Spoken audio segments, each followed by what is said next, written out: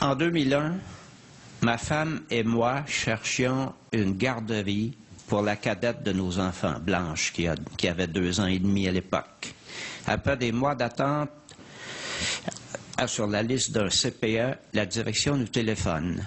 Toujours pas de place chez nous. Que diriez-vous d'une garderie en milieu familial? Voici le numéro. Demandez Karima. J'appelle Karima. Nous voulons d'abord la rencontrer et visiter les lieux.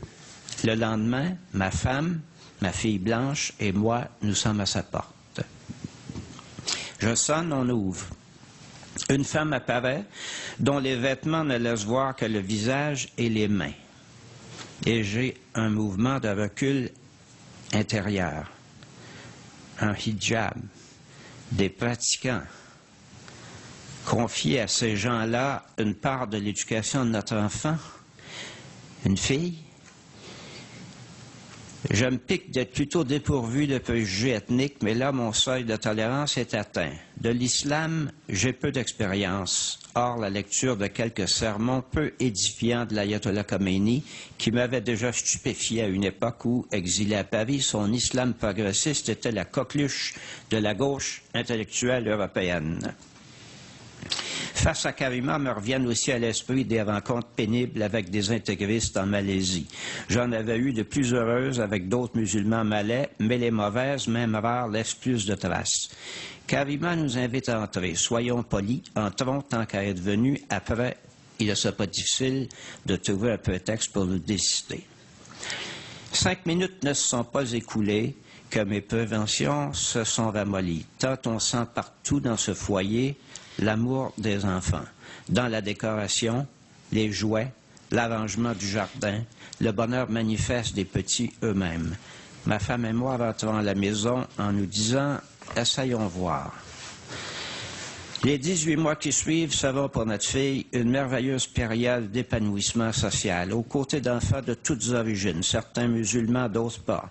De notre côté, nous découvrons en Karima une femme d'un bel aplomb, lectrice d'ouvrages de psychologie enfantine, bien au fait des réalités du Québec et qui mène sa petite entreprise avec amour et rigueur, secondée, pas dirigée, secondée par son mari. En fin d'après-midi, les enfants se retrouvent autour d'elle au jardin pour l'heure du conte. Quand je viens chercher Blanche, il n'est pas toujours facile de l'arracher à ces moments de rêve. Nous rentrons à cette époque du Japon, pays très japonisant. La francisation de nos enfants est prioritaire. Nul ne peut mieux nous y aider que la Marocaine Karima. Un matin, j'invite Blanche à se chausser. « Viens mettre tes petits bas. »« C'est pas des bas, c'est des chaussettes. Karima l'a dit, » me corrige-t-elle. Avec Blanche, Karima s'y prend mieux que nous, je crois. Nous avons alors 4 enfants. Blanche est le bébé, et ça paraît par moments. Tout ce qu'il lui faut, c'est un peu de fermeté, me lance un jour Karima, et ça lui manque. Elle s'arrête, l'air un peu inquiète de ma réaction aux 4 derniers mots qui lui ont échappé. Touché. En plus de principes d'éducation clairs, Karima a des principes tout court. Cela ne l'empêche pas d'apprécier l'apport de gens d'autres cultures. J'ai été éduqué par des religieuses françaises, me dit-elle un jour. Elles m'ont transmis une valeur, le respect d'autrui. Aujourd'hui encore, quand on lui parle de Karima, le visage de Blanche s'illumine. Les visages de Karima et de son mari s'illuminèrent eux aussi le matin où je leur ai appris que j'avais manifesté la veille avec 100 000 Montréalais à 26-0 contre le projet de Bush d'envahir l'Irak. Aucune haine des Américains chez eux, mais un brin de fatalisme. Vous verrez, il y aura la guerre quand même. Au cours du débat sur les accommodements raisonnables, j'ai souvent pensé à Karima, à son mari, à leurs 3 filles et aux nombreux musulmans du Québec. Ce chauffeur de taxi, par exemple, qui me confiait timidement son désarroi. Après avoir fui les excès des intégristes en Algérie, il doit parfois, comme musulman, faire face ici aux insultes de quelques passagers ignares. Nous sommes tous susceptibles d'avoir peur de l'inconnu. Comme cette femme musulmane qui a été discrètement malade au moment de partir à la rencontre des gens d'Hérouville. Du si bon monde pourtant, j'en doute pas.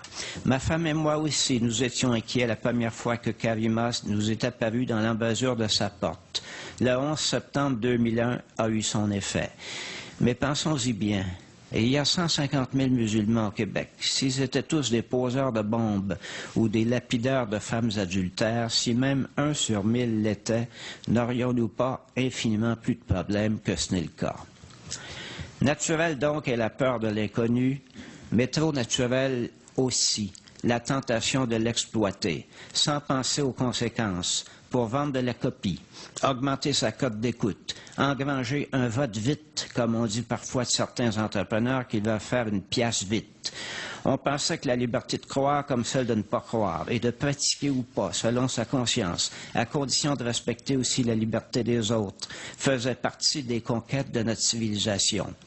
Le principe est remis en cause à la fois par une majorité plus traditionnaliste qu'on ne le croyait, mue par la peur de l'inconnu, et par la frange intégriste des laïcistes, dont la prétention fait parfois sourire.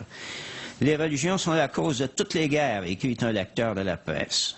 Vraiment. Staline, Hitler, Pol Pot étaient donc des grenouilles de bénitier? À la vérité, les responsables des guerres ne sont ni les croyants, ni les incroyants. Ce sont les intolérants. Ceux qui vous en veulent de croire ce qu'ils ne croient pas ou de ne pas croire ce qu'ils croient. Grâce à Karima, Blanche Sora est pour la vie, qu'on ne juge pas, qu'on ne juge pas de la valeur des gens sur leur croyance ou leur incroyance, ni sur leur façon de s'habiller. Quel beau cadeau!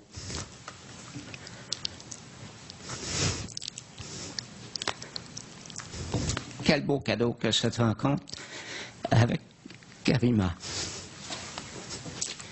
Pour nous. Pour Karima et pour Blanche. Pour le Québec, dont elles font toutes les deux parties.